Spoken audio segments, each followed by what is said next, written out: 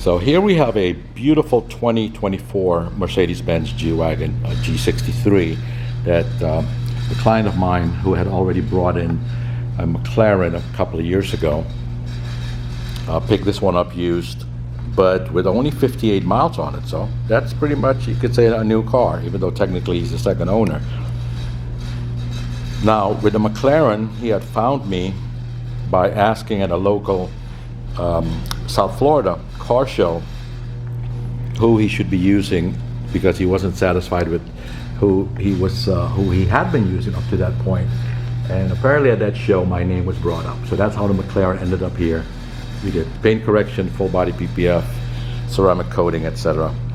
But as he told me when he brought this vehicle, having met me then with the McLaren was both a blessing and a curse, in the sense that I showed him what to look for, even when the car is brand new, as far as the paint goes. What to look for, how to find imperfections, how many cars like his McLaren had been delivered in horrendous condition. And when I say horrendous, to my standards, you know, most people would have just thought they saw a shiny car, and it was a shiny and beautiful brand new car, but I found so many imperfections, so I had to do a thorough paint correction before we did the ceramic, first the PPF and then the ceramic coating. So when he brought this car to me, he had already looked at it very thoroughly and realized that whoever he bought it from, the dealer he got it from, had done their version of prep work, and they had caused absolute I mean, there were buffer trails on the entire vehicle, and he knew that because he knew what to look for, and he was aware of the buffer trails. So when he brought it in, he knew that the car had to be thoroughly polished. And here's another car that serves as an example of why I cannot and will not give a price over the phone, even when the owner tells me that they just picked up a vehicle, it's brand new, and asking for a price. I can give you a ballpark. I can give you a low end and a high end depending on the condition of the paint. If it needs a light polish, it will be on the low end. If it needs a thorough paint correction, it'll be on the high end.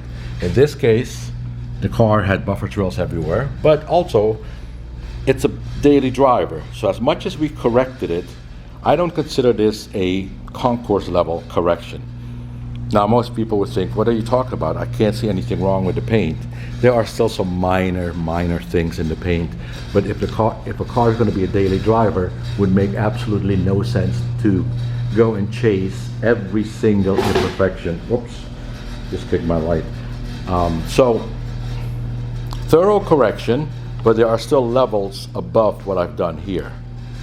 For instance, if somebody brings me a car, some kind of classic car that will almost never be driven, only to shows, or maybe will be put away in a collection, and the owner wants absolute perfection, that kind of paint correction will be of a different nature and a different level, and the price, of course, will reflect that. But this one is done, corrected, ceramic coated, and ready for him to drive and to enjoy.